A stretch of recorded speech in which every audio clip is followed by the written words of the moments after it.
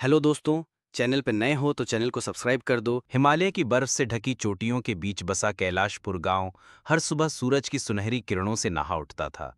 दूर दूर तक देवदार और चीड़ के जंगल, बीच में बहती स्वच्छ नदी और किनारे पर बना एक प्राचीन शिव मंदिर, यही गांव की पहचान थी। इस मंदिर में एक गरीब लेकिन भक्ति में धनी किसान रहता था, गोपीनाथ। उम्र करीब 30 साल। चेहरे पर धूप में तपेपन की चमक, पर आंखों में गहरी शांति। उसके पास अपनी छोटी सी झोपड़ी, एक गाय और आधा भीगा खेत ही था। गोपीनाथ का दिन सुबह 4 बजे शुरू होता। वे गंगा जल से स्नान करता, मंदिर की सीढ़ियां चढ़ता और शिवलिंग पर बेलपत्र, धतूरा और गंगा जल चढ़ाकर घंटों ओम नमः शिवाय का जाप करता। गांव वाले अक्सर हंसते। रामलाल, अरे गोपी, भक्ति से पेट नहीं भरता, थोड़ा मेहनत कर ले, खेत बढ़ा ले। गोपी, मेहनत भी महादेव की सेवा है और भक्ति भी। जो कुछ होगा उनकी कृपा से ही होगा। एक साल ऐसा आया जब बरसात बिल्कुल नहीं हुई। नदी का पानी घटने लगा, कुएं सूख गए और खेतों में दरारें पड़ गईं। अनाज कम होने लगा, पशु मरने लगे। गांव वालों में भय फैल गया। कुछ ने पूजा पाठ छोड़कर शहर की ओर रुख कर लिया। लेकिन गोपीनाथ ने मंदिर जाना बंद नहीं किया।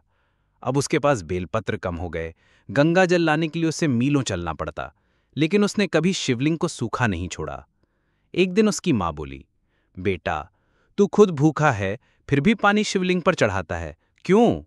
गोपी, मां, ये पानी सिर्फ जल नहीं, ये मेरी आस्था है। अगर ये बुझ गई तो मेरी आत्मा भी सूख जाएगी। दिन बीतते गए और गोपी की हालत बिगड़ने लगी।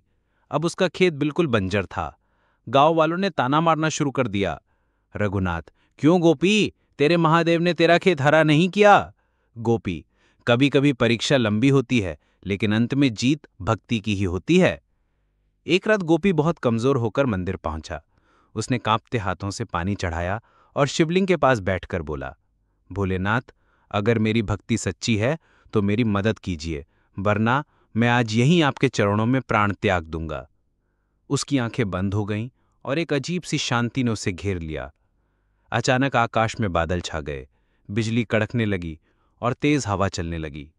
देखते ही देखते मूसलाधार बारिश शुरू हो गई। गांव वाले चौंक गए। महीनों के सूखे के बाद ये पहली बारिश थी, और वो भी इतनी अचानक। बारिश की पहली बूंदें मंदिर की छत पर गिरीं, फिर शिवलिंग पर, जैसे खुद भोलेनाथ ने वरदान दिया हो। गांव के बुजुर्ग बोले, ये गोपी की सच्ची भक्ति का फल है।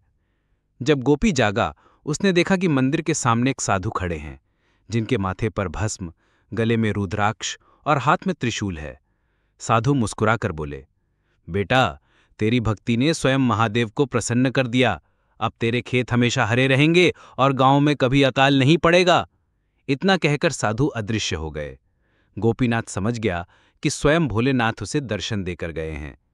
उस दिन से कैलाशपुर में कभी सूखा नहीं पड़ा। गोपीनाथ गांव का सम्मानित व्यक्ति बन गया।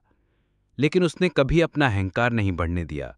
वे हर किसी से कहता, महादेव को सोना चांदी नहीं चाहिए, उन्हें चाहिए सिर्फ सच्चा प्रेम और विश्वास। सीख, कठिन समय में भी आस्था मत छोड़ो। भगवान की लीला देर से सही, पर होती जरूर है। सच्ची भक्ति के आगे संसार की हर ताकत झुक जाती है। हर हर महादेव।